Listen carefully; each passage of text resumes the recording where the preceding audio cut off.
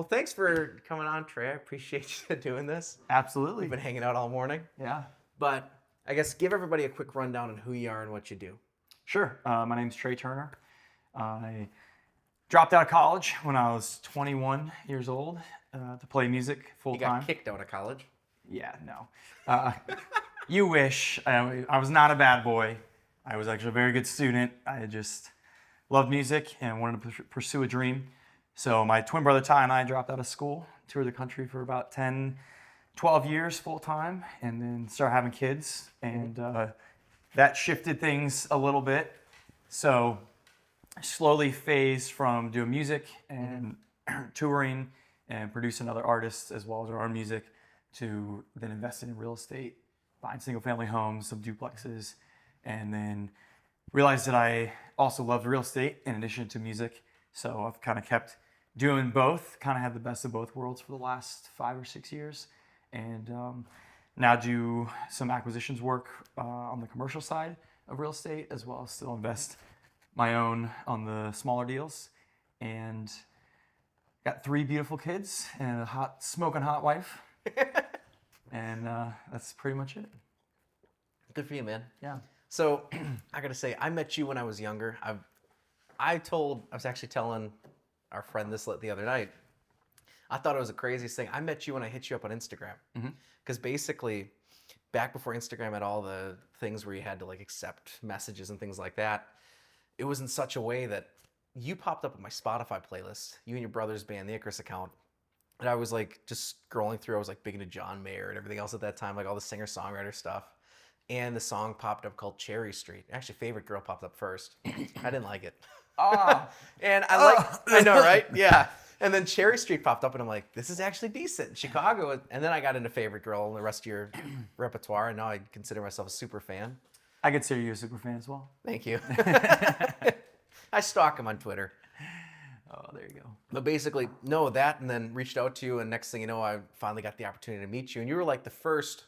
I had reached out to a lot of people because shortly after I reached out to you, I started working with a couple companies doing artist relations. So I was dealing with some bigger names. But then you were like the first one that was like, oh, and I'm like, damn.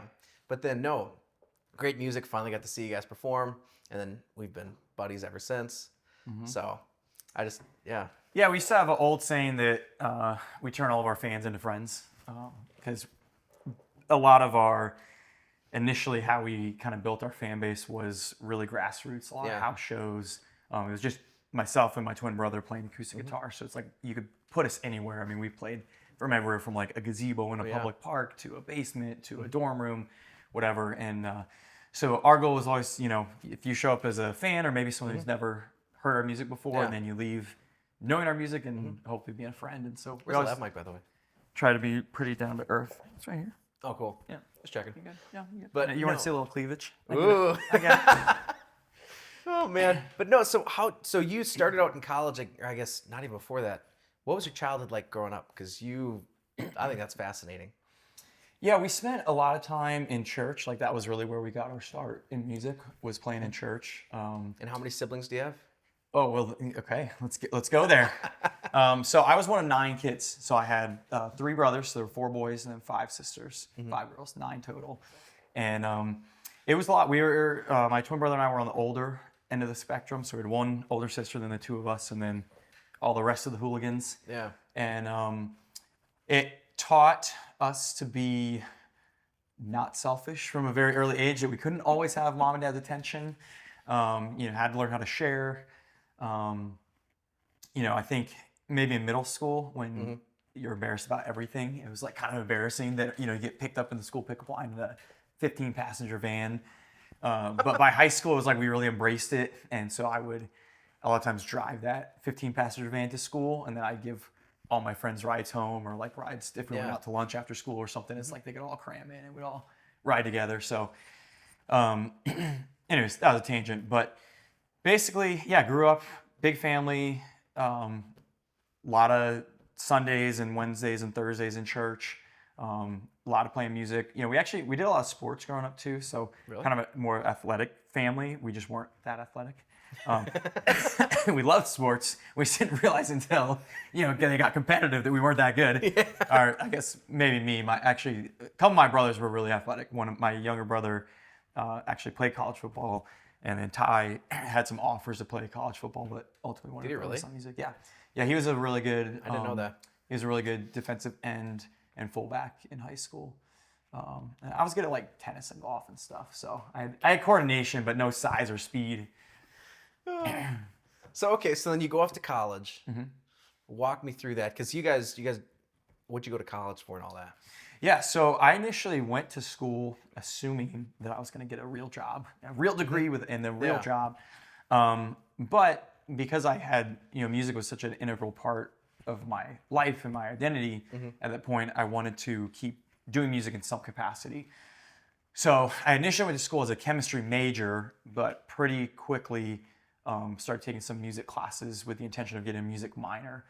And then as I got further into the music school, or the music program at my school, I met the classical guitar instructor, and he basically brought me in to start doing classical guitar lessons, which I had never played classical guitar before. I just done piano lessons as a young kid, and then really just learned how to play kind of rock and roll, pop music, from middle school and on. And anyways, sophomore year came around, and I realized, man, practicing classical guitar is way more fun than studying organic chemistry. And so I ended up thinking through it and talking through it and switching majors to guitar for no real reason other than I just, fell in love with studying music and, wasn't really sure where chemistry was going to lead me necessarily. It was funny. We went around the room one time. I still remember this. It was actually our first day of organic chemistry sophomore year of high school. And at that time, my brother and I had started writing and recording some stuff freshman year in college. And so we were playing shows and all that kind of stuff. We'd pack out the local Starbucks and get over fire code in there, I'm sure. We had like 25 people. And no, dude, we would have 150 kids in a Starbucks. Are you kidding? Yeah. That was our end of high school. We played our first show, and we just... Was it originals? Some originals, some covers. I'm trying to remember. I would say the high school one, it was probably half and half. And then by the time we were playing shows in college, it was all original. Maybe we would do one cover song. No kidding. Yeah. And it was interesting because at that point, we didn't have any recordings. So nobody knew our originals. So it's like for them to sit through an hour of songs that they'd never heard before was... kind of hilarious, but we had really supportive friends and family, and so a lot of our music. It was okay.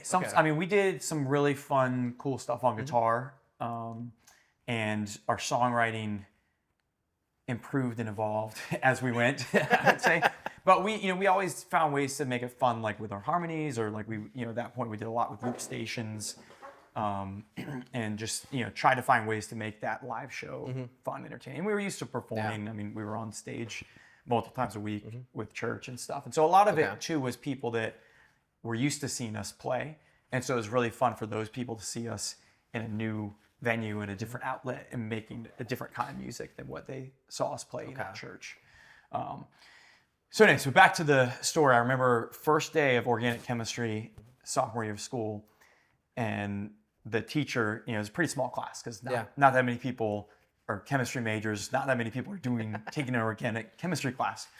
And the teacher had everyone go around the room and say what they wanted to do for their career. And, it was the very traditional answers. A few people, wanted maybe some more scientific or research-driven fields, but most everyone was medicine, something to that extent.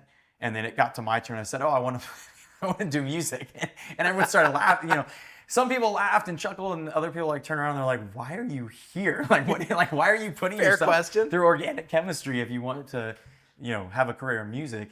And it was a fair question. So that was one of the things that got me thinking. It was like, why am I here? Why am I doing organic chemistry? And so, anyways, ultimately ended up making the switch to being a music major. And then at that point, that's when the snowball really started rolling, because once you commit to being a music major, you're not making any money. So, you just all of a sudden, like the idea of dropping out of school and not having a degree and all that, like Kinda doesn't hits seem ya. so bad because it's like, well, I'm not going to make any money with my degree Yeah. anyways. So, and we were also, this was 2008, 2009, so we're Okay. coming off a pretty big economic crash. So at that point, you know, I had a lot of upperclassmen friends who were graduating and struggling to get into the workforce, and maybe, you know, they were graduating, moving back home, and then working, you know, at a grocery store, you know, like Yeah. a job that we would have had in high school. And I was like, well, if I'm just going to go home and get a job that I had in high school, like I might as well pursue music and then see where it goes. You know, at the time I thought, oh, we'll give it 2 or 3 years. And if we don't get signed or we don't make it, And how old were you at this point? I would have been 21. Okay. Yeah, about 20, 21.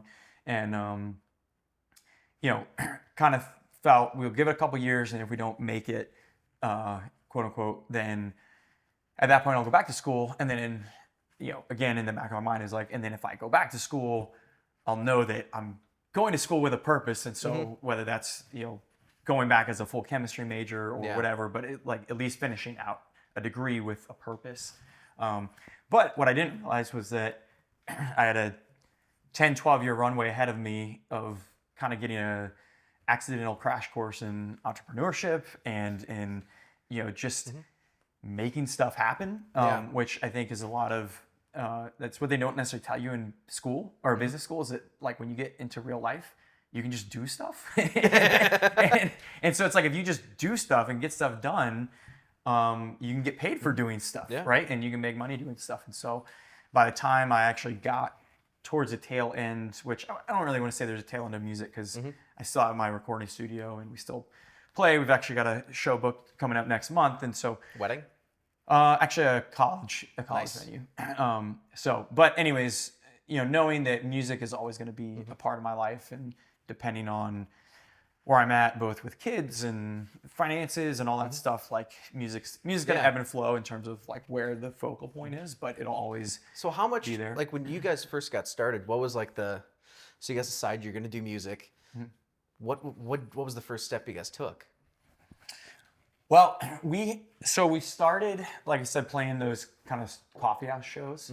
So each of us had a pretty cool local coffee house in our college town. So Ty and I went to 2 separate colleges, which in some ways was hard because if we wanted to practice or you know, work on anything, we had to drive an hour and a half and get together and do that. But what was cool about it was that we had 2 kind of, and really 3, when we had our hometown where we grew up, and then we had Lakeland, where Ty went to college, and then DeLand, Florida, where I went to school.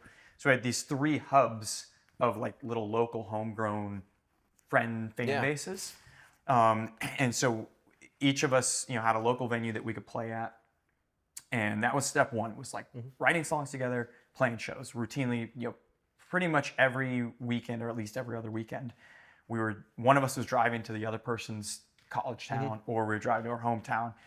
And we both got out of class early on Fridays, so we'd spend the afternoon basically showing each other what new song we had wrote that week, practicing it, getting it stage ready, so we thought, and then going to the venue and performing that song as well as, you know, the others we had written. So that was step 1. Step 2 was recording. You know, at the time, recording technology was starting to actually get user friendly, where you didn't have to necessarily own a huge, you know, $100,000 studio somewhere. It's like you could record on your computer with a Pro Tools little inbox rig and all that kind of stuff. And so starting to learn that, Ty had made a connection with a guy in Lakeland that had a quote unquote studio. I say that because knowing what I know now, it wasn't that good. But at the time, we're like, oh my gosh, like a room dedicated to recording. This is crazy. You know? And so we started recording. And so this guy helped us kind of record our first little EP. And then we realized pretty quickly after that, and after we started uploading that onto MySpace, was kind of the platform at the time, we realized, okay, the recording quality is a little bit inferior, or at least we'd like it to be better. And so we started kind of diving into, basically we got to the point where we started recording our next album, and we didn't really know what it was going to be. We had new songs, so we started recording new songs, and I was the one that was pushing this guy, Joe, to make it sound better. And I was like, well, why don't we, like, I'll buy a new microphone because like I Googled yours and they're not that expensive, and like I think we get a better one, and like you don't really do like much editing. And I kind of looked up some videos and talked to someone else on MySpace, and they talk about how to comp vocals and edit vocals, and like you kind of just like pick one take and throw it up there, and like I think that's why my voice doesn't sound that good, And so learning this stuff. So by the end of this album, which ended up becoming our Mayday album, he basically was just giving us the key to the studio and letting us run our own sessions, and then we kind of worked out a fee for the whole album package to pay him, and we just had basically unlimited access. We were like his only client, so we had like unlimited access to his gear or his room basically. By the end of it, it was mostly our gear because we bought our own mic and our own preamp. What preamp? The first one I bought was a Grace Design. It was a really clean, which was very different from stylistically where I ended up getting to. I had to ask because I'm curious. But part of why I bought that one too is because one of the first, probably the second microphone purchase that I made was the Royer 121, a ribbon mic, because I just loved that kind of dark natural sound on acoustic guitars. The gain boost. Yeah, exactly. And the Grace had they actually had a ribbon button on their preamp, to just have nice clean gain boost. Anyways, recording was the next step. And then what ultimately led to us dropping out of school was we were posting on MySpace, and we were, literally spending every single night of college just manually adding people on MySpace.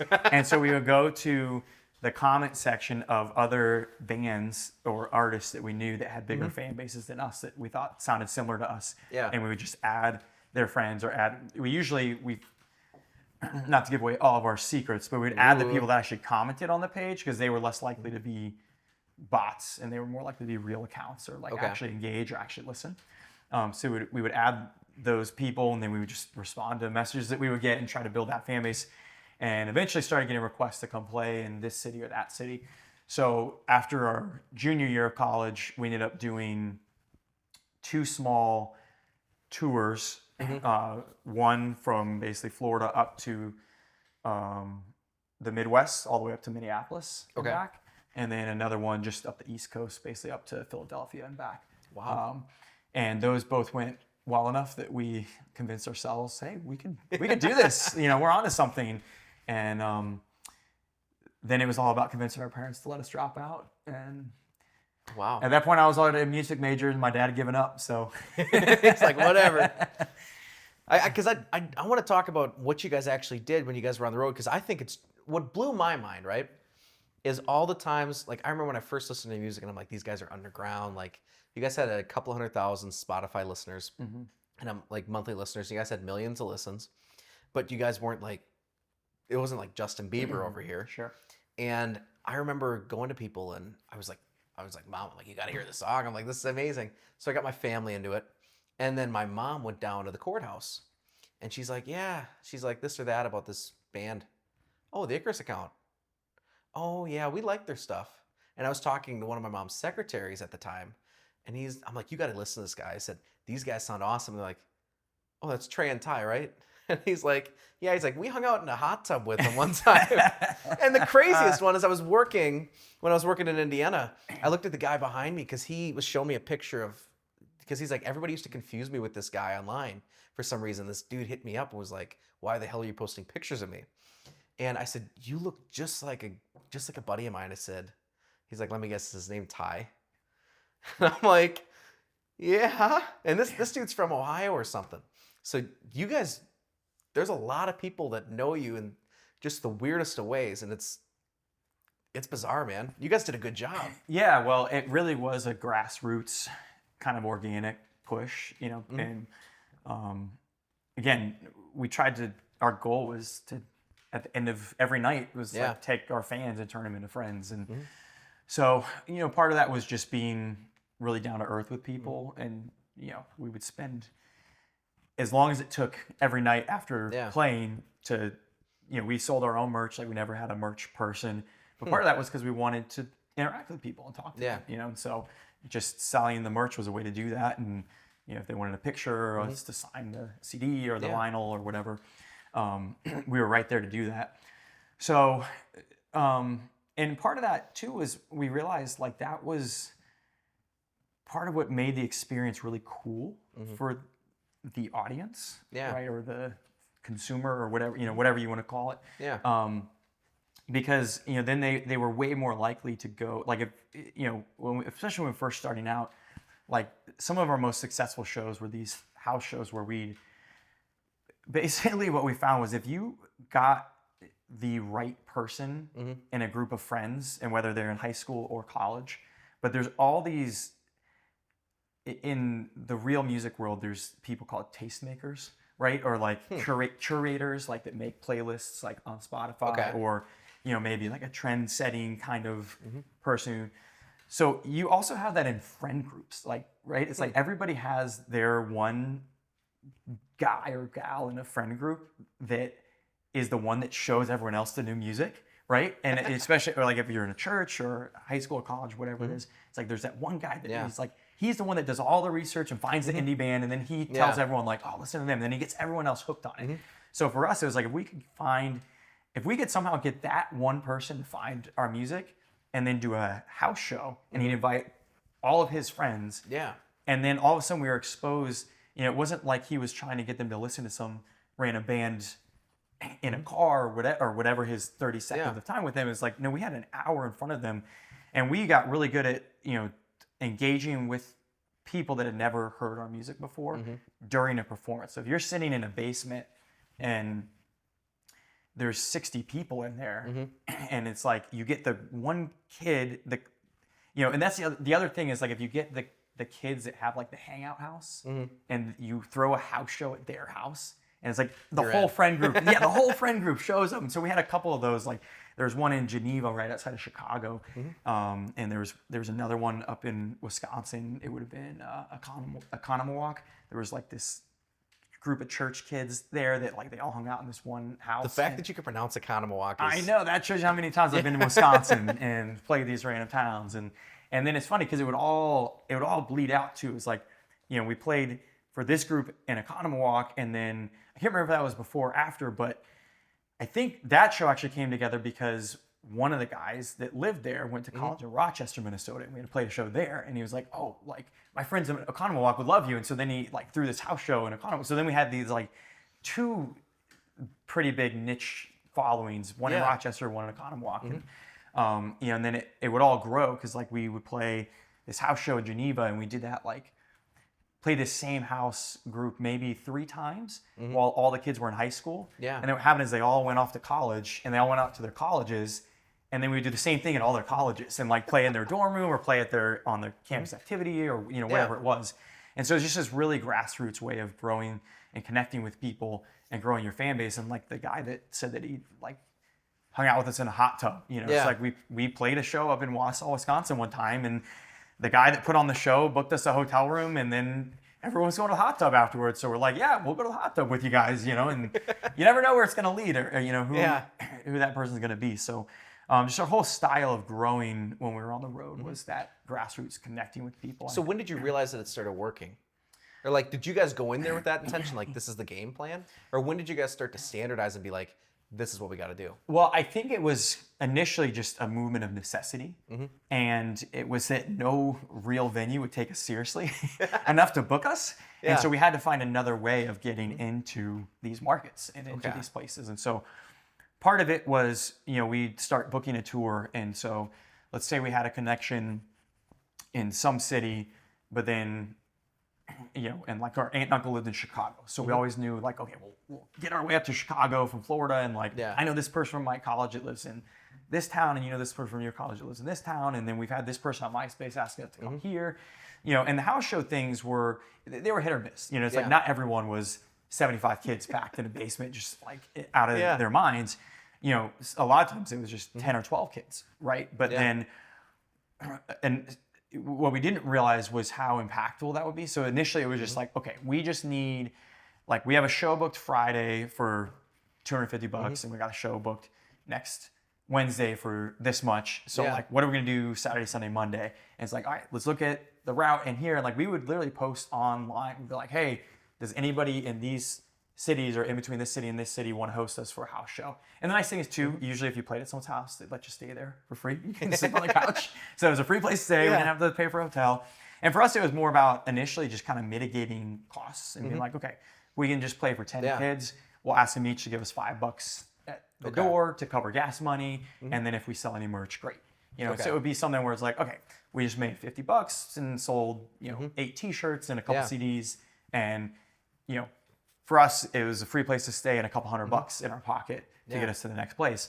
So I don't think initially we realized that it would be such an effective way of actually building the fan base. It was just like, well, no venue in Chicago is going to book us, but like this kid an hour outside of town says that like we can come play in his basement. So that was the start of it. And then as we did more of it and again, and like realized like which people would throw good house shows, which people took them really seriously and stuff. And then we didn't, at the end, like when we were at our peak of touring, we didn't do as many house, it's like we played more legitimate venues and things like that.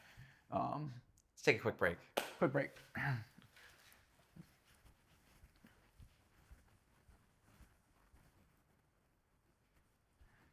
I'm in a meeting. You're okay. Unreal. Who is it? Just a solicitor trying to sell me cable. Let's do it. That would actually be fun. I already turned away. No. Oh, you suck. That would have been fun. Ooh. Lost a screw. It's all good. Okay. So, where were we? Back. Talking about house shows, wrapping up house shows. When did it go to when did it take it to the next level? So, everything kind of snowballed, and this was something that, here. No, you're good. Keep talking. Another secret of like our success, or like you were saying, we had all these random people that you met that knew who we were without you realizing that people knew us. Longevity goes a long way. And so that was, again, something that it wasn't intentional, but just the fact that we were brothers, there was only 2 of us, we could kind of make ends meet, on lower income salaries, whatever. And so when we dropped out of school in 2008, 2009, there were a lot of artists or bands that were more popular than us or that maybe blew up faster than us. Yeah. But by 2014, most of those guys were gone. Very few of them were still making music. Yeah. And so the power of longevity really started to work for us. And then what that allowed to happen is, number one, we came out with better music. So like we came out with our Sunshine and Rain EP in 2010, which had Favorite Girl and Yellow Shirt on it, which ended up becoming 2 of our more popular songs. And that, I would say, what we came out with, I want to say, at fall of 2010. Okay.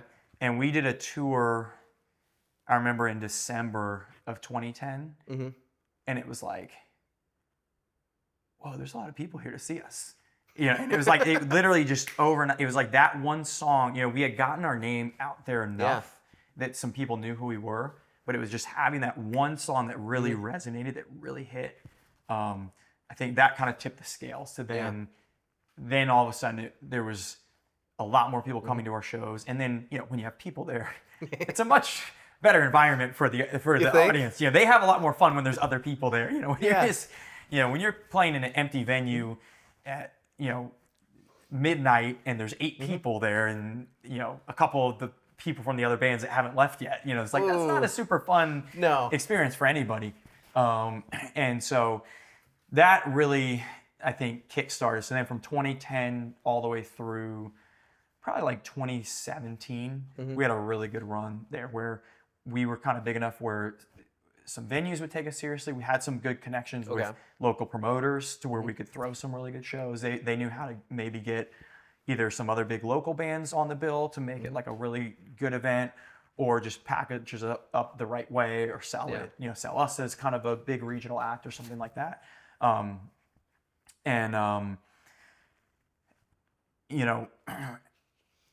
At that point, and then again, coming out with better music, like I think it was from 2010 was the Favorite Girl era up to 2016 was when we came out with Over the Moon, which is, the album that you really love. So for that whole like 2010 to 2018, we just had a really good stretch of playing good shoes, shows, grinding it out on the road. shoes, huh? Good shoes. No, I just had crappy beat up Chuck Taylors that entire time.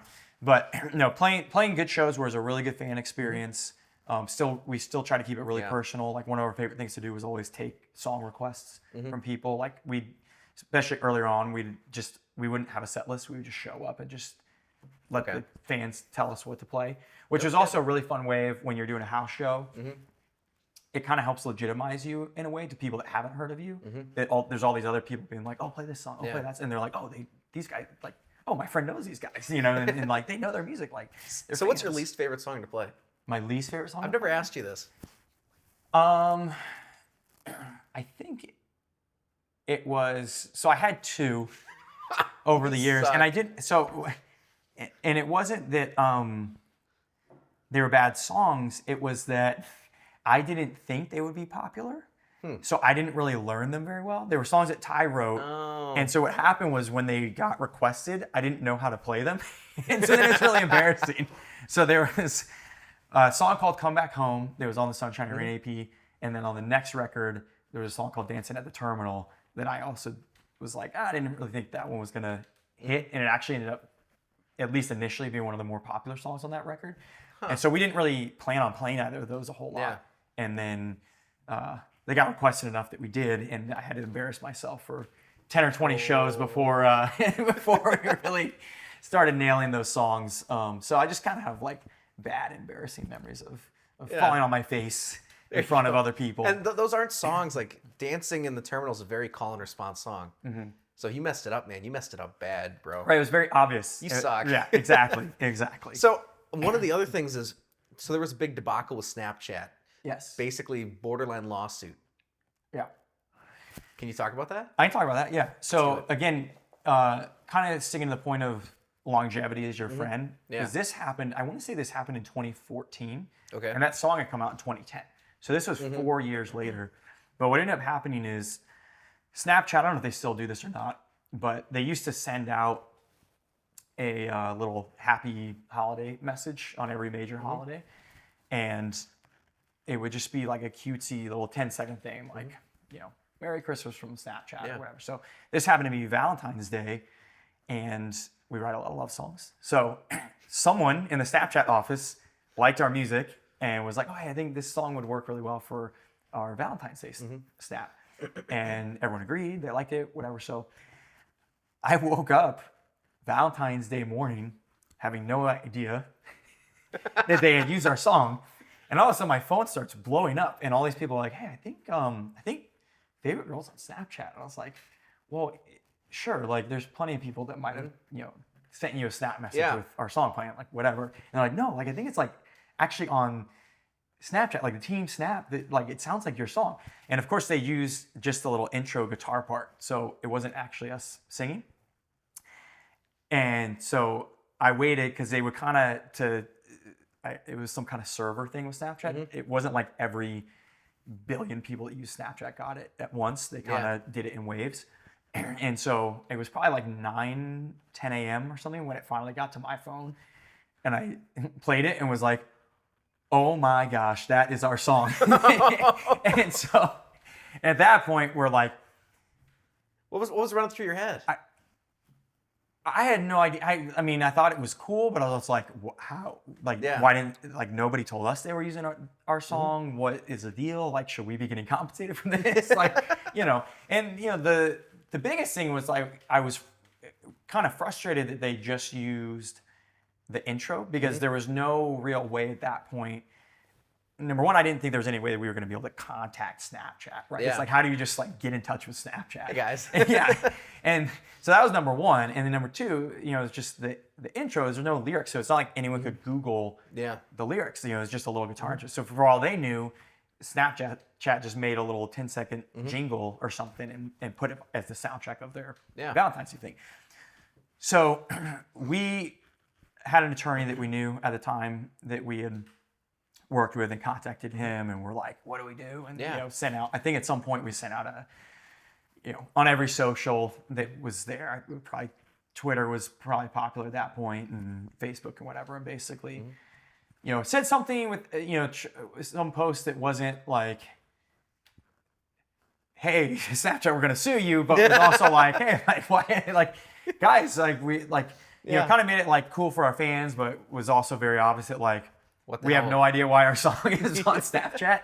And then sure enough, by their Snapchat was based in California, so maybe by 2 or 3 p.m. when they got up and running and around to checking things on social media and their tags, they realized like, oh, like this band doesn't know that we used their song, and we're probably in deep trouble. So we ended up emailing back and forth with them a little bit, you know, talking to our attorney, and by that night, we ended up getting on the phone with someone from Snapchat, and their story, who knows if this is true or not, but their story was that whoever was in charge of licensing, which is the term that people use when like a TV show uses a song, or something, when you put music behind a video track. Yeah.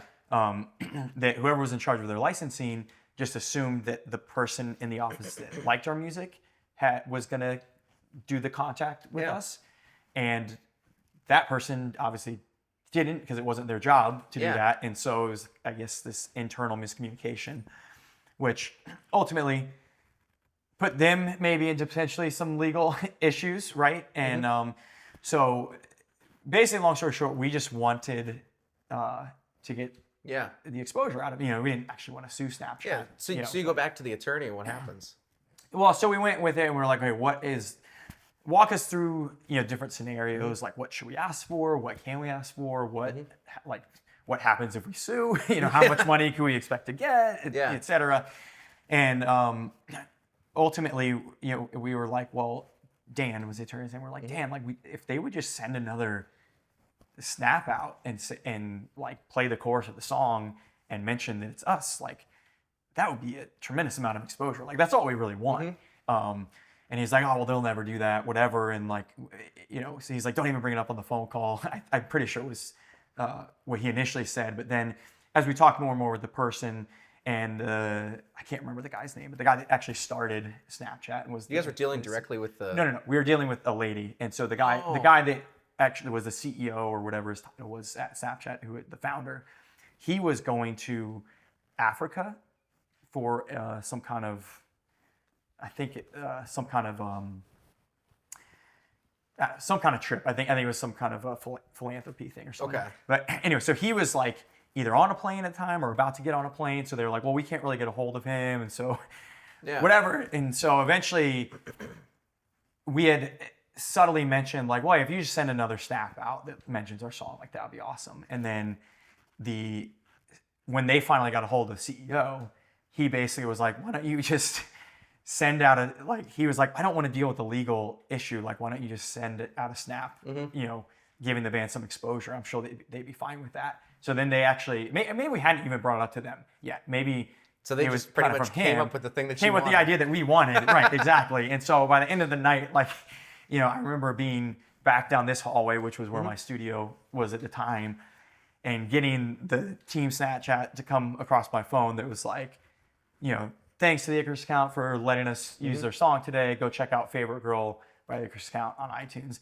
And clicking on that and listening to it and being like, oh, it's 10:30 at night. Like, it's Valentine's Day. I should go check on my wife. And she was asleep on the couch, like with a whole dinner made and like candles and wine poured out. And it was like, because I kept on being like, oh, probably, you know, just one more phone call or like 20 more minutes. Yeah, I don't know. I'll probably be done soon.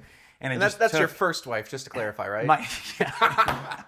We're still together. Yeah, she was a saint for that day. So Kelsey's awesome. Yeah, she is awesome. But anyways, that was a fun, memorable day. Yeah. Long day, a lot of phone calls, but ended up being awesome. And so for the next week or so, we got to watch our song shoot up. At the time, iTunes was still kind of your main barometer of where your songs were. And so that single, was up there like top 30 songs on all of iTunes, like in between Katy Perry and Justin Bieber.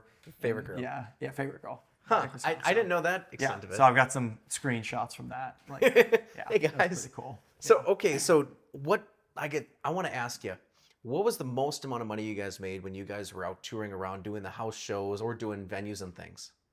Because I thought this was very interesting when we talked about it in the car. As far as like an amount on one show, or like total what we would bring in? One show and then a year, like when you guys walked away, sorted the money and said, okay, I made this last year. Well, back when we were at the point where we could kind of justify touring, we would gross probably like $2,000 to $3,000 a week while we were on tour.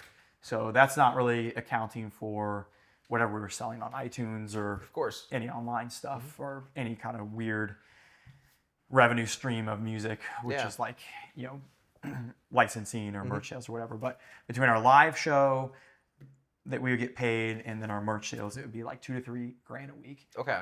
And we would go on tour for like 6 weeks at a time. So it's like we come back with, ideally somewhere like between $15,000 and $20,000 on a tour. We would do that, 2 or 3 times a year. So we gross maybe $50,000 to $60,000 on touring and then have our online sales and whatever. So it's like all that put together and we would gross, together somewhere around $100,000.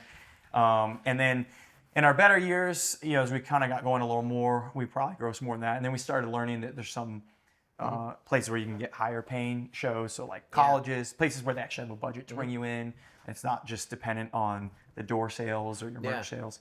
So we play some college shows and weddings. And a lot of times we could sprinkle these higher paying gigs in between our other actual like public tour shows. Yeah. So yeah, probably our best years, we would gross, $150K, $200K, somewhere in there. I think that was pretty cool. Which the way that, and then we would net, what we would try and do, like our goal at the time, somewhere in there, we started paying ourselves $2K a month. Yeah. Was basically what our net take home pay was. And then obviously we had a lot of our expenses covered just by the band when we were on the road, et cetera, et cetera. We covered, because we were brothers, we could do this like both of our car payments, our insurance payments, tolls, food, a lot of that kind of stuff was just covered by the band. And then at the end of the year, we would try and give ourselves some kind of bonus or something. But what I looked at it is like, if we can make 35, 40K net each at the end of the year, we were basically making a teacher salary. And so I was like, okay, if I can make the same amount as a teacher, but I'm doing something I absolutely love to do, that's pretty cool. And how long it's going to last, I have no idea. And I'm definitely not like, getting rich, but I'm doing something I absolutely love to do. I'm living a dream, doing it with my twin brother and enjoying it and making. So I want to touch on something before we jump into the real estate stuff. Sure. And I had told my mom to ask you about this on her podcast. So I guess, where did you first meet Kelsey, and then what happened with the engagement? Oh gosh, you would bring that up. So we met in college. She played on the college soccer team at our school, and ironically, Ty's high school girlfriend, which was an ex at the time, then they got back together, and then eventually was an ex again. That's a lot. That's a big pour. You're gonna. There you go. Oh, okay. Thank you. Well, here, why don't we just do? Perfect. I'll have it there. There you go. Yeah, we've been having a good day today. Cheers. Cheers. Bourbon. I'm a big bourbon enthusiast, so. He's an alcoholic. Nah, but I do love my bourbon. So anytime Tony comes down, I try and introduce him to a fine First bourbon. and only time I've ever been drunk or kind of sort of tipsy. Yeah. Yeah. Anyways, we're drinking a Wild Turkey Kentucky Spirit single barrel today, so it's a great one if you haven't tried it. Okay, so Kelsey. Cheers. Met her in college. Was she a fan of did she like the music? She was like into the country or something, wasn't she? You ever seen that wine guy? A wine guy. The wine guy? I haven't seen it. Look up videos of there's a wine musician in Europe that he does this with his wine glass, spins it around and then tastes it, and then goes like this and shakes hands with the sommelier. It's fine. It's good.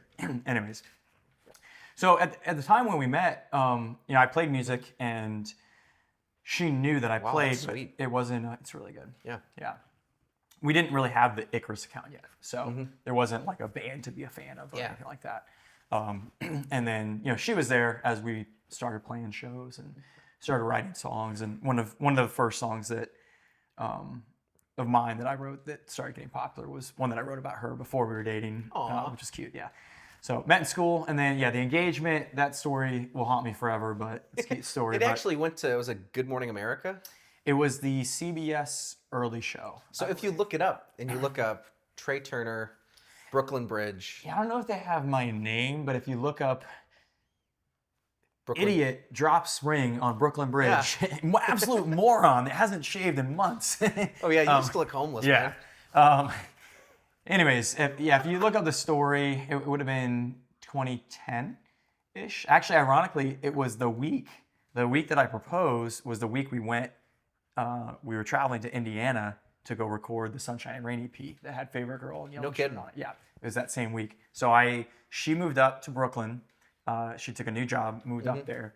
So we were touring around and made a stop in Brooklyn, stayed for a few days to help her move in and stuff. And what she didn't know the whole time was I was planning on proposing while we were up there. And then after that, drove out west and played a couple shows and went to Indiana and then recorded that EP. So when I flew back in for the CBS early show, I flew in from Indianapolis because that was the closest airport to where we were recording.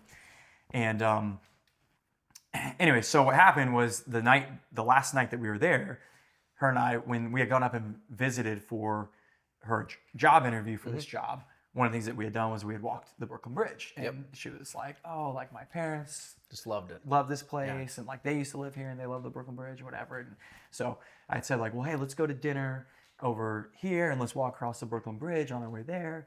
And my plan was when we got to the middle of the bridge, I would pop the ring and propose, and it'd be magical and amazing and sunset.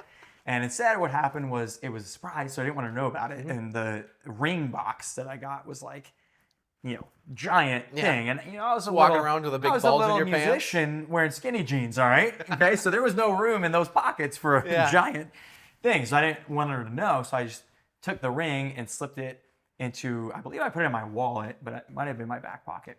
Regardless, what happened is she was in a hurry to get to dinner because she, at that time in her life, was like, always go, hurry. She's in New York. I didn't know the bridge well enough to know like the right spot. And all of a sudden I was like, oh no, we're gonna get past the, like we're gonna get past the bridge. Like I was trying to get her to like slow down at this lookout point. I was like, no, like let's slow down. She's like, we gotta go, we're gonna be late for dinner.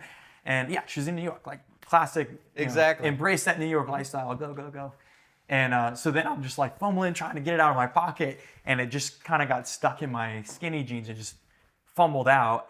And if you've ever been on the walkway of the Brooklyn Bridge, it's just old school style wood slats of the walkway that lead right down to the East River.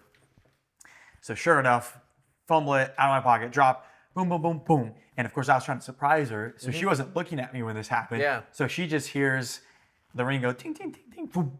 And she turns around and she goes, did you drop something? And I'm on my hands and knees. And she said I looked up and my face was just ghost white. And I literally took a loan from the band to pay for this engagement ring. I don't remember how much it was. It wasn't that much, but it was money that I didn't have in my personal checking account at the time.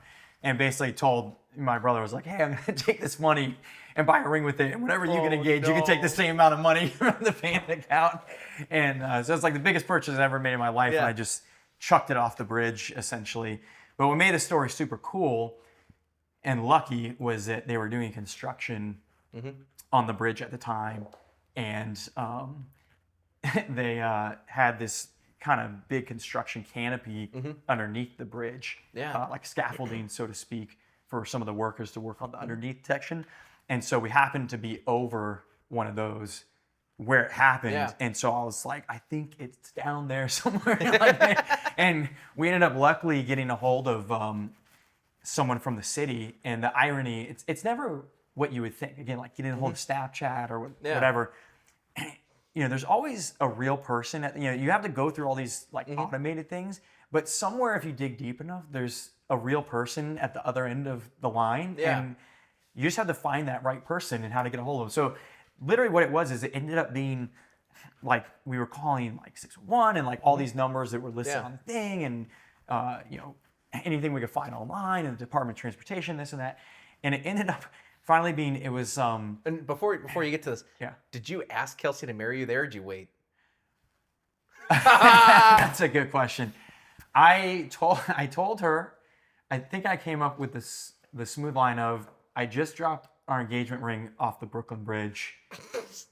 You're so smart, Trey. Yeah, and then, and I was like, I don't even know, I think I did say, I just dropped our engagement ring off the Brooklyn Bridge. Will you marry me? But it was like, it didn't feel happy. It was not. And she was like, yeah, so they're but crying, like, yeah, whatever. And so then we just had this like awful walk across the bridge and like just ruined dinner. Like went to the saddest dinner of all time. What was she thinking? What was Kelsey thinking? We were both just devastated because it was like we knew that now like the surprise element was gone and the excitement was gone. I mean, we were excited to, you know, I don't know. There's no appropriate metaphor to explain it. Like I guess it would be like having, like birthing a child and it coming out stillborn or something like that, where it's like there's all this build up and excitement or something, but then it's like just like a knife can cut through the tension in the room kind of thing. So there was no feeling of happiness, even though it was supposed to be like the happiest moment of our lives. And I think that's where everyone else looks at it as a cool story, and they ended up, spoiler alert, they ended up finding the ring. And then it was like the construction project had all this bad press, so they wanted to get good press. So they contacted all the newspapers in New York and the TV stations and all that to try and get some good press. And so they ended up flying. CBS flew me back out, and we were on the CBS early show with the construction worker that found it, talking about how amazing it was that I dropped it and they found it and whatever. What was crazy though was the guy actually just walked down there, literally not even a minute in, and it's just sitting right there. Yeah. So we ended up getting a hold of, and again, it ended up being like the most generic email address of all time. It was like info@brooklynbridgeconstructionproject.com or something like that. And the lady emailed me back like within an hour and was like, oh, hey, my name's whatever. I can't even remember her name now, which is sad. And she's like, I'm in charge of the thing. I can get someone to, like, we don't have anyone working there currently. I can get someone to go down there first thing in the morning and look for it. And sure enough, they said that he went down. Like, I woke up to a phone call from my now fiance in Indiana with her just like crying excited tears. They found it. And so he had literally just gone down, and he said, he barely even had to look. He just walked down, and there it was, like almost propped up, which my mom says is God. In that moment, I was very religious as well, and would, call my mom first thing. Was like, you have to pray that we find this ring, and all this stuff. But it was a crazy moment, whether be it a God moment or a coincidence or whatever. I mean, it was really cool. But for me, the memory is I ruined what could have been the most exciting moment. Yes. And she still said yes. So that part is cool. But I did the next day.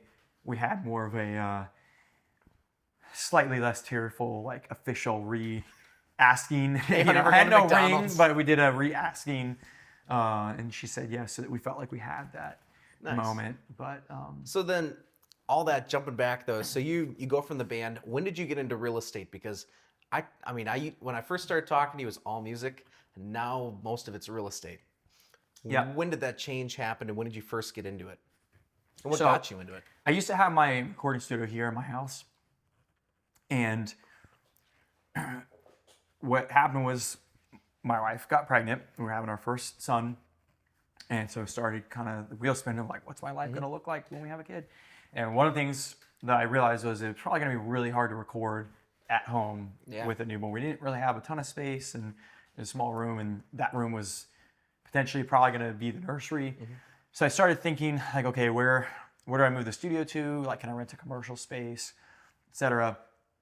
And at the time, houses, you could still find some cheap houses here. So I was like, well, if I could rent a commercial space for $800,000 a month, or I could buy a cheapish house and the mortgage payment would be about the same as that, and then at least I would be building equity. And I didn't know anything about real estate investing, but I did know the concept of building equity in a home, and knew that when I bought my house that I was building equity, whatever that meant. I didn't really know, but I knew the concept, right? And so started toying with this idea, started talking to a neighbor of mine who was a real estate agent. He started showing me some houses. And as luck would have it, a friend of mine named Craig, who I was on the phone with today, ironically, who I met walking my dog, and he played music, so we had always bonded over the fact that we played music and all that. And we were always like, why are you walking your dog at 10 a.m. on a Tuesday and not working a real job, And so I had, explained this idea to him. That was like, I'm thinking about, because he was asking me like, well, what's going to happen to the studio and stuff when your son's born.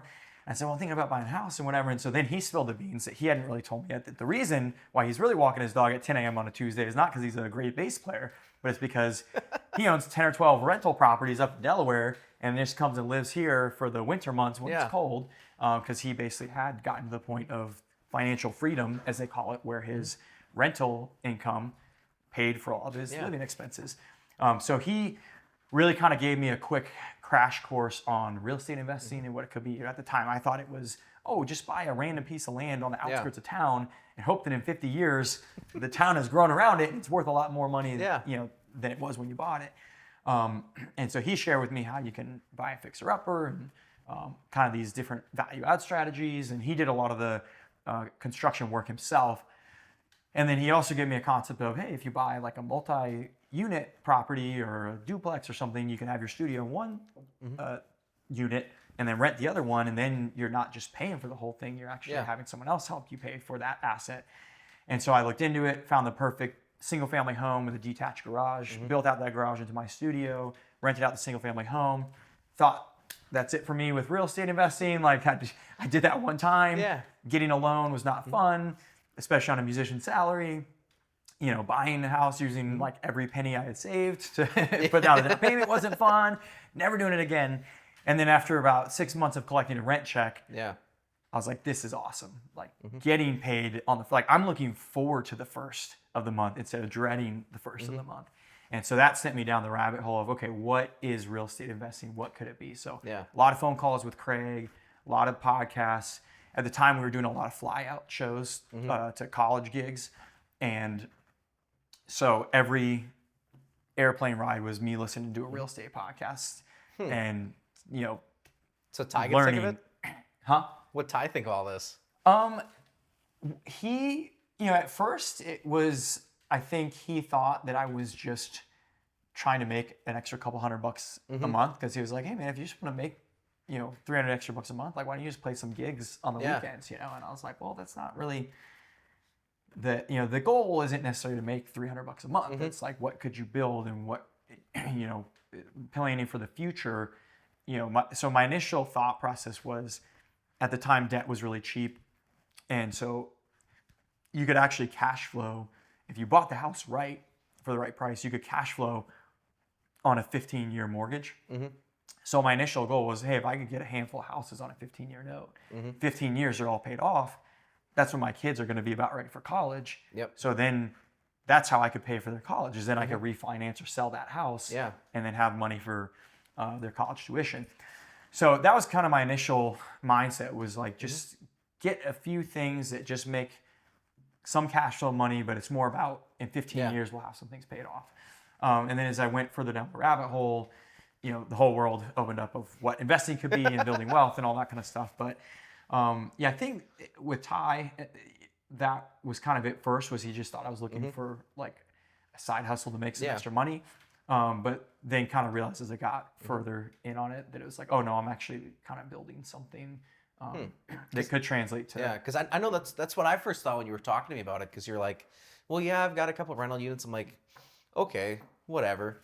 And then I came down here I was just like burnt out. I'm like, I need a little vacation, booked a cheap flight, let you know on Sunday I was going to be here on Wednesday. And then we were sitting outside drinking like tequila at the time.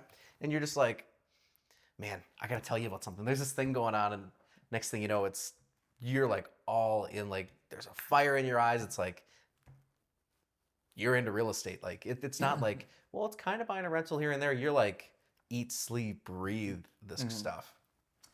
I think it's cool. Yeah, it was cool. And, similar to when I was in college and started playing classical guitar and realized that I had a passion for that. If you're open to things, and I'm a little bit of a nerd. I had had some math trophies back in the day, won a couple math competitions. But, what I realized is that I'm passionate about a lot of things, and I can get excited about a lot of things. And so as I got further into real estate and understood it better, I realized that it was really fun and I liked it. And there's a few things I like about, part of it is there's a nerdy spreadsheet part of it that kind of satisfies some of my nerd component. There's also a really tangible element of it. Like I feel good when I get stuff done. Like that's something that's really hard about music that I always struggle with with songwriting, you could spend an entire day working on a song, and at the end of it, you never finish. It's not there, or you finish it and it's not good. But it's like it's hard to get a tangible accomplishment of like this is what I did. Or say you release a song, there's kind of a disconnect sometimes on this song's out in the world, but I don't really know who's listening to it or what impact it's having or how it's growing or spreading. And that was something that I always loved about live performance with music is you got that chance to see people who you didn't know they were listening, and now it's like, oh, I know that this person's listening to my music, and you get that tangible accomplishment or feeling of having a goal or whatever it is. So with real estate, you've got a real piece of property, so there's a very tangible element. Like when you go and fix up a property, you see every day that property getting better and better. So that's another element that I really like about it. And then the third thing that I like about it is there's a human element too. And so as a landlord and a owner, there's a lot of landlords out there, and I hear a lot of horror stories from tenants of just how bad landlords are or how mean they are, evil they are, like that they don't consider the fact that these people are real people. And most of the time, if a tenant is struggling to pay rent, I've found that it's very rare that someone is a bad person or a bad tenant or that they're trying to screw you over. Like usually they're trying their best to make ends meet. And so if you communicate to them in a humane way that, hey, this is my business and I'm trying to do this for me and my family and try to run this. But like, I understand that you're a real person and you have a real job. So like, don't BS me. You can't, swing me around or tell me a bunch of lies of why you don't have rent. And I have certain checks and balances in place to hopefully avoid those things.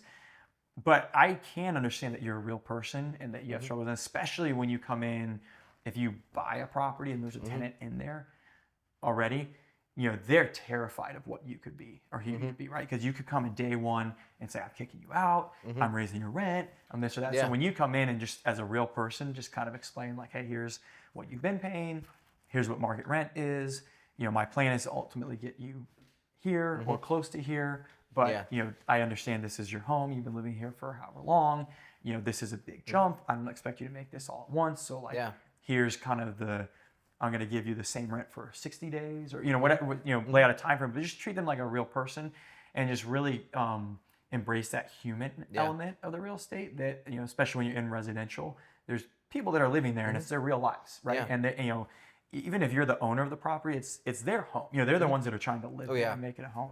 So understanding that, really satisfies, like for me growing up in church and just caring about people and having that human element, I think is a really cool kind of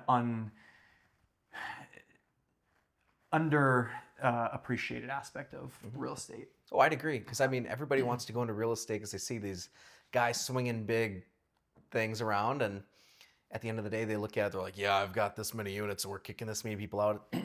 I look at my dad. I didn't understand why he did it, like why he would be that nice. Cause it's like the person's not paying the bill, and I was like, when I was like a younger business owner, it was like, person's not paying the bill, like do something about it. And he's like, no, because somebody'd be like, I want out of a 12-month contract 3-4 months in.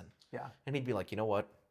He said, let's do this. And he'd work something out with them, and they'd be out of the contract where he wouldn't charge them like, well, it's $10,000 to get out of the contract. Nothing like that. It's like, well, listen, I need to get up until the end of the month. If you can do that, then right. And next thing you know, these guys are calling him because they work at local organizations that have sway in the community. I can't say which ones, but they'll get in touch with my dad like, hey, this needs to be done on your property.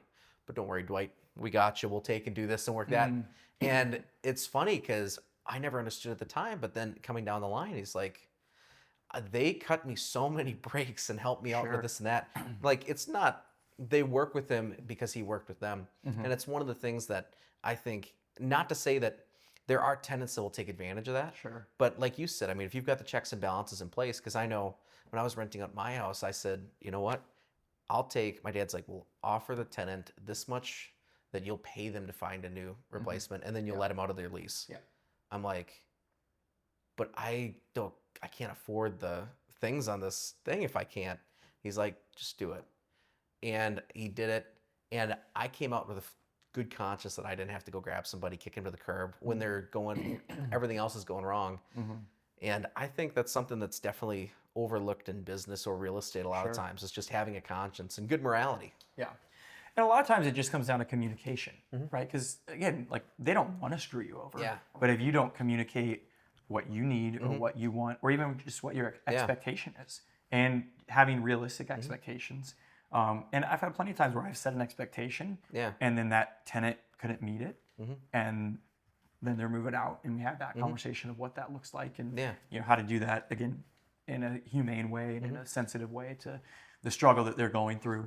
But you know, at the end of the day, it's a lot of it is just about being a good person, right? And realizing Must be hard for you, Trey. Oh yeah, no, but right, you know, just like your dad, he's like, I'm sure the first time that your dad was flexible with someone on something like that, he wasn't expecting to come back to him in a positive way, right? But He's gotten screwed over a lot. Sure, But and sometimes that happens, and you know, you try to make sure that you're in a position where, if and when you get screwed over, that you can handle it, right? Or that you've got. But like you said, I think it's finding that point between the lines, because it's like you can be super generous because I mean you can't run a business being super generous, but at the same time you don't have to be a dick.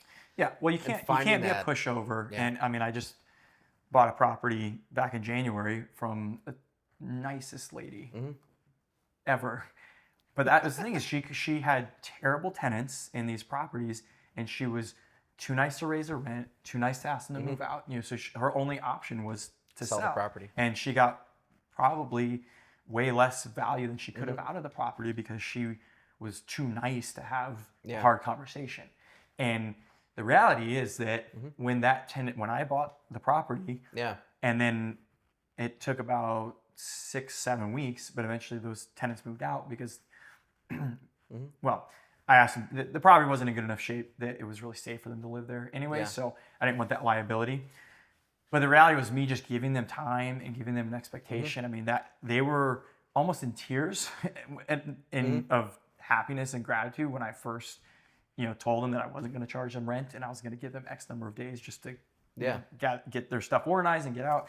And then, you know, the last day when I actually did the move out checklist and had them out, and the guy shook my hand and he's like, "Thank you so much for being a real person and understanding what we're going through." And so the reality is they ended up seeing me and viewing me as like an incredible understanding person and doing something amazing for them, because they didn't actually want to be there either. You know, like they were in a situation where their rent was so cheap that they couldn't justify moving, but they were in a place the previous owner couldn't afford to fix anything. And so they were living in squalor essentially, but they just couldn't justify paying more to live somewhere else. But once they had to move, then they found something. They found something that was actually much better for them. Nice. But it was just being able to have that initial, what seemed like a hard conversation, but was actually.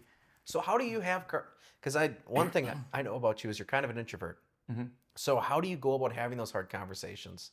And I mean, part two of that is having the hard conversations, but then also being social.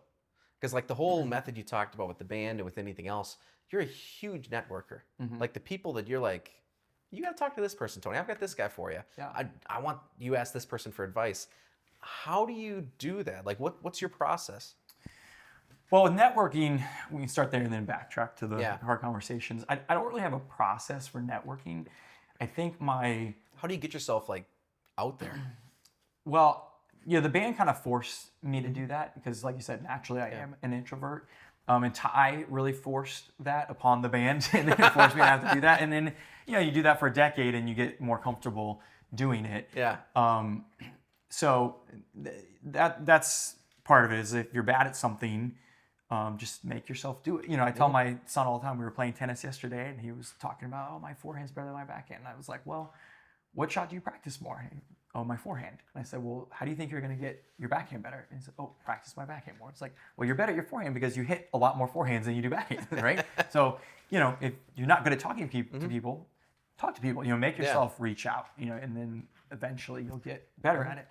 So that's number one. And I've had to overcome some of that stuff as well.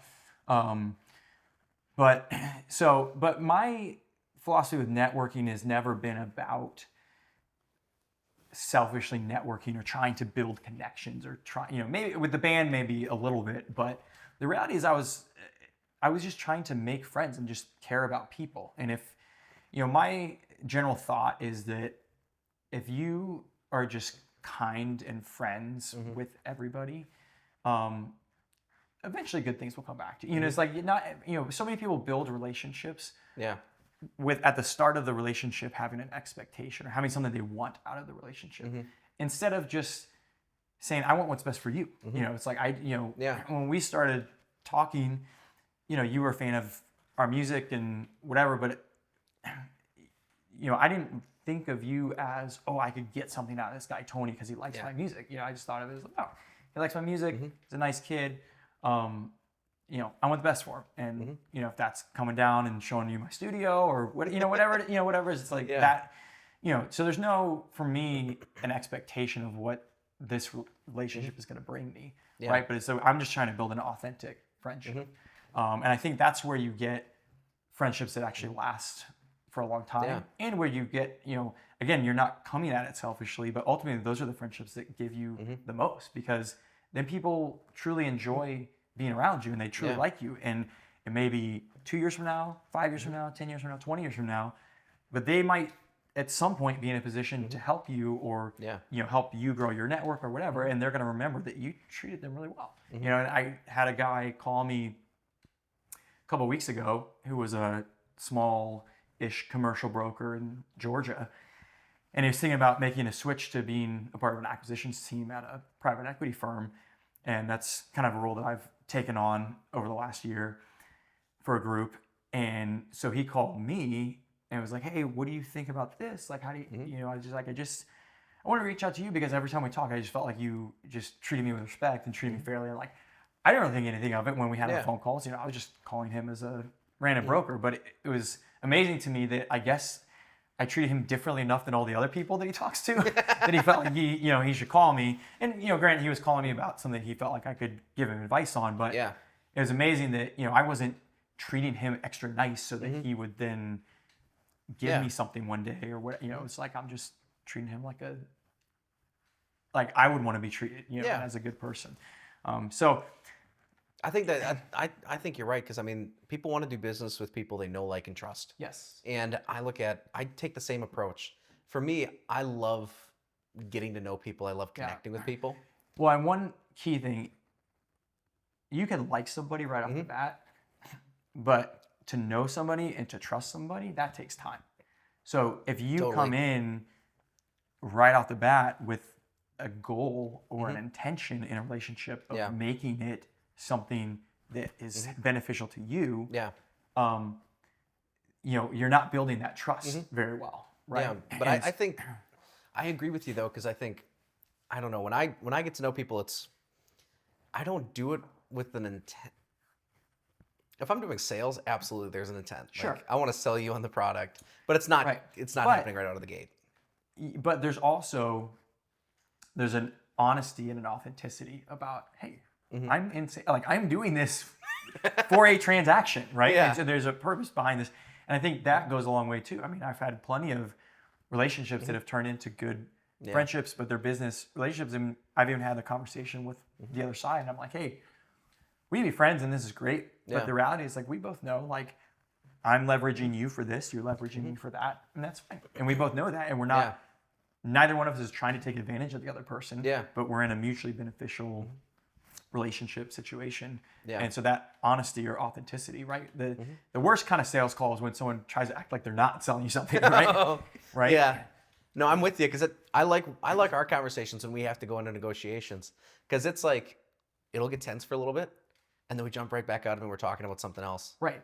Being able to I like compartmentalize. It. Very, very rarely do I do that with people, because if I jump into a negotiation with somebody, it turns into immediate scorched earth, and that relationship never recovers. Sure. Right. Just because things change. Right. And with us, it's like we get tense, and then it's like, okay, now we're hanging out again.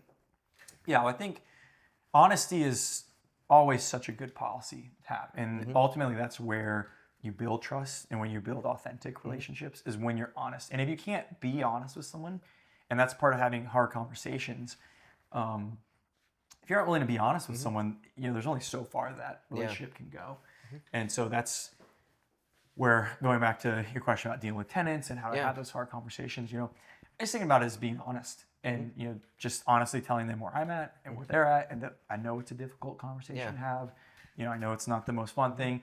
And the other thing that I do, specifically when I'm dealing with tenants, is I always make sure that I'm backed up by what's legally correct. So I can come in and say, hey, legally I can give you this number of days. Legally I can do this. Legally I can file for eviction. Whatever day. Or I have to give you this notice, and then I can file for eviction or this or that. But kind of explaining to them that legal process. And then what I usually like to do is kind of start there so they know what I could do, right? And then back up to where I'm like, this is what I legally could do, but this is what I think is fair. How do you feel about that? And almost 10 out of 10 times, they're like, oh, you're right. That does sound really fair. Like, that sounds a lot better than what you legally could do, right? And so, just kind of putting that, it's almost like I don't think of it as a negotiation tactic, but I guess it kind of is, where it's like you kind of set a price here, right? You throw out one price, and then you come down here, and all of a sudden this one looks much better than that one. So that's a lot of how I go into hard conversations, being honest, and then explaining the reality of what could happen versus what I think is fair. So it's almost like having a fail-safe, but also having the reality of, I want to work with you, but if we can't work together, here's kind of what it defaults to. Yeah, and it's kind of a way of, you have a threat there, but I'm not doing it. You're not doing it as a threat. Right. You're just doing it as, I really want to help you, because at the end of the day, you're a nice guy. Yeah. You want to help them, but at the end of the day, there's statutes there for a reason. The same reason we have. Actually, we never put together a contract for the licensing I get from you. But it's like contracts or any other law or things, those are there for when shit goes south. Right. When it goes south, like for instance, I have a contracts I walk through with all my clients, and most of them look at me wide-eyed like, holy crap. And I'm like, I said, listen, if we got to veer away this way or that, I said, we can make little exceptions here and there. I said, it's not something where it's like, we need to abide by this. If it's 2 days in advance instead of 5, big deal. Right. But if things go south, our relationship gets very soured. Yeah. This contract is back to this is like mom and dad here. This is what's going to tell you what's going on without any question about it. Right. Yeah, to help spell things out, and the sooner that you can have those honest conversations. And look, the reality is, we hope we never get to a point where a relationship goes sour. Right. And my father-in-law he owns his own business and has been successful in the small business world. And he helped me out with that when I was first starting to do some real estate stuff. Because, I was just talking to him really more about business advice and, doing some stuff with lending. And, he recommended that I do something with, find an attorney, pay them this amount of money. And I'm thinking like $400 for this attorney. Like, it seems like I'm just throwing away this money. But he, put it to me as like, hey, like, we all hope that nothing bad ever happens. But we all have to walk through the scenario of what if something bad happens, And the realization that I had was, number one, if we can't have those conversations, or at least put those parameters in place, then it's probably not a relationship that you want to be in, number one. And number two, that if, speaking specifically about real estate, if the deal is not good enough to afford a $500 legal fee on top of it, like, it's probably not a deal that I want to be doing. Right? It's probably not a very good deal. Yeah. So. No, I think that's fair. Yeah. What do you think was the biggest? What do you think's the biggest piece of advice that somebody? Because real estate's a hot button topic. Everybody and their brother is talking about real estate right now. Sure. You came into it literally as a musician. In my mind, that's like walking in off the street. Sure. What would you give what advice would you give to somebody that wants to get into it, or maybe has some inkling of entrepreneurship that they want to foster? Sure. I think my first piece of advice is, you got to get started somewhere. So the best way to learn is to do. In saying that, do a little bit of research, read some books, listen to some podcasts, don't just go buy a house and do nothing, or buy a house blind. But, you got to start somewhere. A lot of times that's starting small. I think there's a lot of people that talk about real estate and talk about scale and scaling up and, doing big. And they all say, well, I wish I had started bigger. I'm a big fan of, you have to start somewhere and you have to build confidence. And so starting small a lot of times is a good way to figure things out and make mistakes with small ramifications or lower risk. So doing that until you feel confident or feel like you know what you're doing is a really good start. I think residential can be a really good place to start, because number one, people always need to rent houses. People need a place to live. Yeah. So there's always going to be some kind of demand for the property. Number two, you can get in a lot of times at a lower price point than a lot of commercial stuff. And number three, it's what was I going to say about number three? That bourbon is strong right now. Have you been drinking it yet? Have I been drinking again? No. Why is residential good? Well, start with those two. There's always demand for it, and low barrier of entry. This is what I say. There's a lot of. This might actually be the most important point, which is why I say it for last. Ooh. There's a lot of inconsistencies in the pricing market of residential real estate. What I mean by that is, you look at the stock market. Things are priced very appropriately, typically in the stock. Like rarely are you going to find an undervalued stock. I mean, unless something crazy happens, like Elon Musk throws up a Hitler sign and then Tesla stock drops, and then it's like, hey, this is probably a $400 stock that's valued at supposedly $250, or well, whatever. It's like the headline, right? Okay, so things can happen, but rarely does that happen with big. Usually things are priced very accurately and for a reason, right? And so you're investing more because you believe in a company, not because you feel like it's undervalued. And Warren Buffett has been one of the few guys over the years that's just a genius at finding undervalued companies and investing in those stocks and those companies.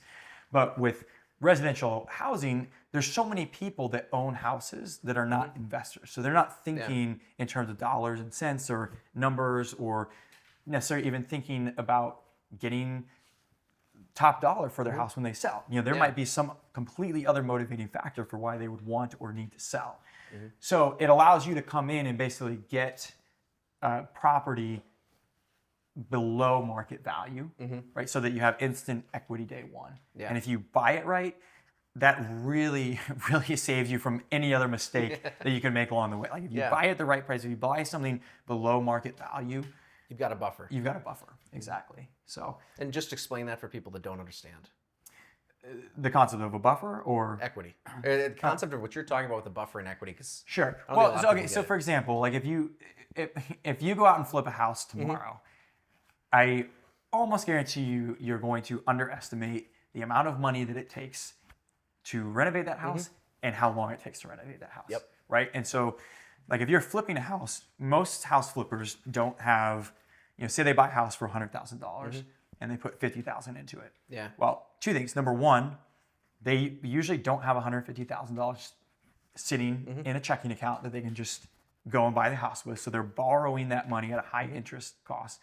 So that gives you carrying costs, which add up very quickly. So the longer that you have that house, that you're not either selling it or renting it, you've got these high carrying costs. So that adds up.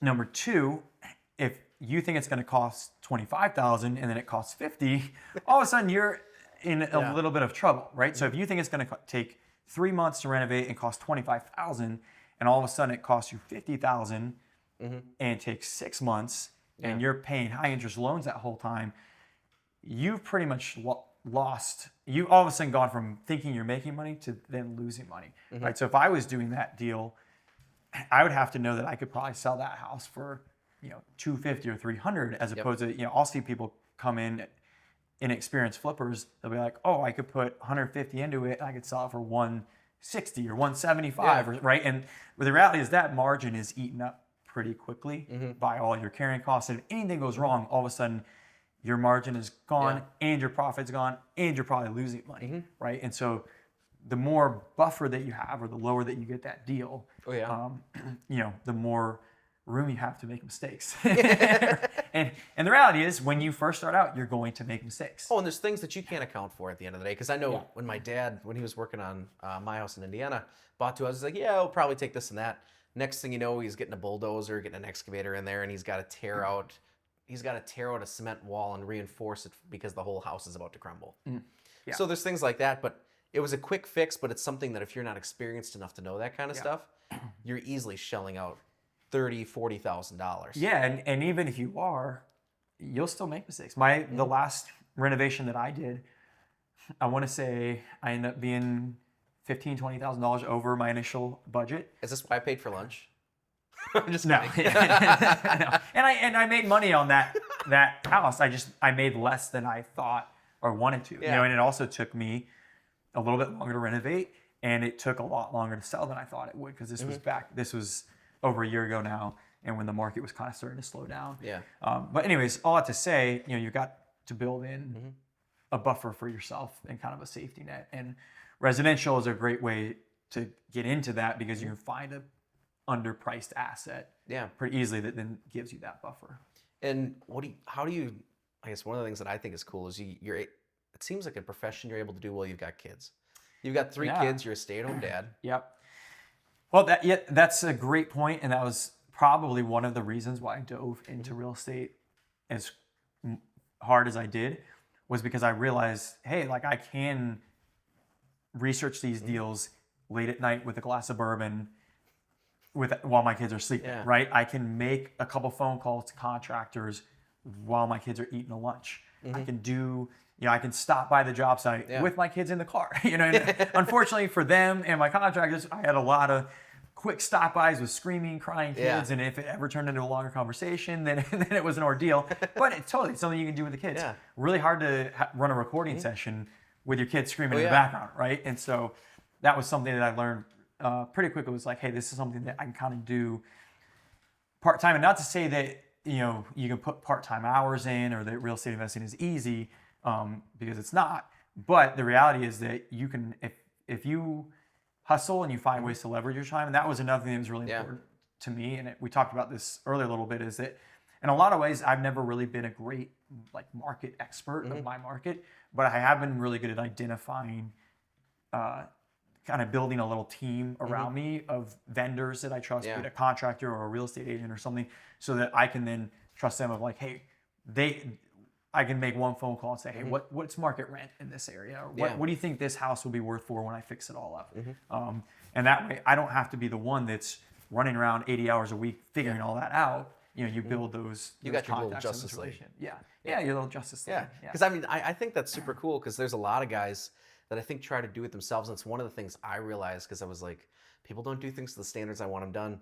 Grab the experts and people that know what, like, for instance, if there's recording questions I have, I'll call you or somebody else. If there's real estate questions, I've got, in any type of question I've got, I'll buy lunch for somebody and say, hey, I need to buy lunch, and we talk about whatever, and then it's like, I need to ask you about this. Right. But the other thing I think is cool is, even though you do all this stuff and you wear so many hats, I mean, my mom still brags about you. I'm not sure if I told you this. Did I tell you about this? No. So my mom still brags about you up north. She's like, yeah. She's like, Trey. She's like, he's so odd. Like, we were talking with you because we came down here for a family emergency, and we came over here, stopped by, and the kids are crawling all over you. One's on your arm over here. The other one's climbing up your leg. Like, they're just all over you like a jungle gym. And you're just like, yeah, how's it going, guys? And then you take a phone call, walking back into the house, and you're just, it's so cool to see, because, I mean, a lot of people think they got to pick their career, or they got to pick their life, or their family, or mom and dad will both work, and then there's nobody there who's raising the kids. Right. And I think it's cool, because it seems like you got the best of both worlds. Yeah, we do. My wife and I, we both were really intentional about, we want at least one of us home with the kids. We don't want to do daycare. Nothing against daycare, and there's plenty of people that raise their kids that way, and sometimes they need to, or sometimes they want to, and that's great too. I've got family members that send their kids to daycare, and they're like, I don't want them around me for 8 hours a day, whatever. But for us, it was important while they were young, at least to be home with them, at least have one of us home with them. And initially, I was doing that with music stuff, and I could do a lot of the music stuff from home, and then ended up being real estate. And a lot of with real estate, learning how to multitask was, I would be doing that while I was on tour. It's like I would be researching, like I remember waking up, the second rental property I ever bought. I remember waking up at a hotel in Minnesota and going over the numbers one more time and calling my, like 7, 8 in the morning, calling my agent, being like, I'm nervous, but like, let's go ahead and offer this amount of money, and let's put the offer in. Ty's still up there sleeping, doing his thing.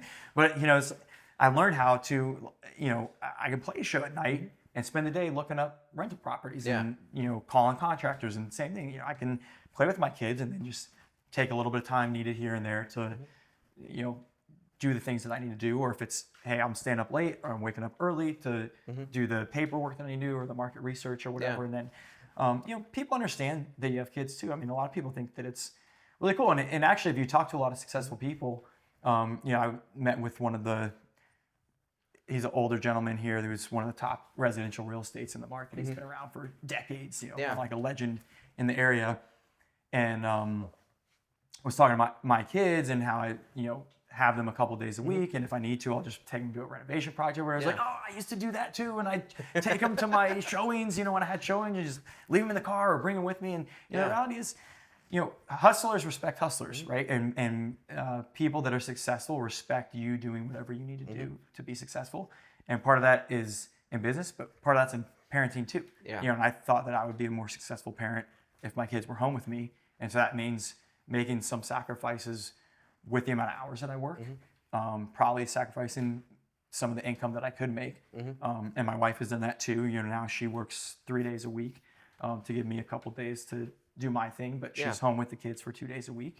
And that's a sacrifice that she makes in the income that she could earn to make sure that she's home with the kids. But I think that's a good thing. I mean, it's a great thing. I mean, I think at the end of the day, I disagree earlier when you said that I think a parent needs to stay at home with the kids, because I mean, whether it's a mom or a dad, because I know having my dad at home, it was one of the big forks in the road where my parents were like, my dad had a successful business going, sold it, stayed home for a little bit, started another successful business, and mom was always working full time. But then dad he had the opportunity, because he started a garbage company after his construction company, and he's like, he had this opportunity to take this route, and it would have just been buco bucks. And he's like, you know what? He came back, stayed at home, and I think a lot of what I am today, and I look at what blew my mind, I got to tell you this, and I'm not sure if I should include this on camera or not, but basically a buddy of mine who I went to school with when I was in elementary school on up through middle school, the guy I was telling you about earlier, and he ended up, I sat down with him, and I hadn't seen him in years, him or his family, and I went over there because they needed help with a lawnmower, and his dad was going through some medical problems and things. So I came over. I'm like, I said, let's grab a wrench. We'll take it apart. I got it. So I just came over after, met with the client, ran over there, and we were talking. And they're like, so what have you been up to? I'm like, well, it's been 10 years. I said, I started a marketing firm and doing this and that. And she goes, yeah. She's like, we all thought your dad was Mr. Mom. And I'm like, yeah, but they're like, we didn't realize. We used to joke about it, but we had no clue. She's like, we don't think our son would have been as far along as he was today if it wasn't for your dad. And they're like, cool. Well, all your kids run successful businesses. He did real estate on the side, and I think it's incredible because it's when you can kind of balance that. How did you find I guess the final thing I want to touch on was, how did you find the balance? Are you still working on that? Well, yeah, I mean, it's a daily battle, right? Of trying to figure that out. But I think the reality is, balance is important in life in general, in so many facets. Yeah. Whether that's, your work-life balance, your fitness balance, how you eat, how you sleep, et cetera, But at the end of the day, what you realize is that it's all life, and you just have to figure out a way to do it, right? And so you've got to figure out, and this is why, I don't judge other parents and people that choose to send their kids to daycare, or some people maybe have to. And the reality is parenting's hard, and you just got to figure out a way to get it done and do it to the best of your abilities. But I think for me, the most important thing is that whatever choice you make, you fully commit to that choice. And so I think I see a lot of people that maybe have kids that just had them because they thought they were supposed to have kids. They maybe didn't really want them, and it shows in the way that they parent. That it doesn't really seem like they wanted kids, or maybe they're working a job that they don't really want to do, or maybe they got a degree that they didn't really want. They just kind of did it because they thought that's what they were supposed to do. And I think the reality is, if you do something that you want to do, and then because you want to do it, you're going to find a way to make it work, and you're going to find a way to, harness the energy or the balance or the scheduling or whatever it is that you need to do to flex to get it done. And so for me, it was, when I chose to have kids, I really wanted kids, and I really wanted to be involved in their lives and be there. That was important to me, and that was important to my wife. And so we worked really hard to build that and structure things the right way. And part of it was me knowing, hey, like I can, do this a little bit on the side, and I can figure this out, and I can, like, me being a stay-at-home dad doesn't mean that I'm bringing in zero income. Yeah. I've figured out between doing music and then doing real estate while I was doing music and this and that I could kind of juggle a lot of things at once. And so, that was part of my wife and I's decision, was that yes, Trey's a stay-at-home dad for a certain period of time. But that doesn't mean that I'm making zero income. I can still figure out ways to kind of contribute financially to the family. And the reality is, like you said, with your friend and your dad, I mean, it's cool when other friends, of my kids come over and I'm there and I'm around, or, whatever. And they, that you realize that, hey, a dad being involved at home is a really good thing. And it can be really positive in the life of the kids. And, they don't have to be just away on business all the time, even though business is fun and important. Yeah. So, and, part of that too is, not to go on a major tangent, but, I've realized in my life that I get fulfilled by being productive as well. And so there's times when I'll look at my wife and it's like, okay, I've had too much kid time. I mean, I love my kids, but it's like I need to get something done to feel like I'm doing something, right? And so, finding that balance, it's always a challenge. It's a daily challenge and struggle, but that's life. You got to wake up every day and figure out, how many hours goes to this, how many hours goes to that. But the reality is, I hope that when my kids look back, their feeling is that I never prioritized something else over them. That I always put them first and then figure the rest of it out later. I think that's awesome, man. Yeah. Well, I appreciate you taking the time to chat. And thanks for the Tony. Thanks for having me on the podcast. Love it. You betcha. Here we go. We're right on time. Took it down to the wire. Pretty much.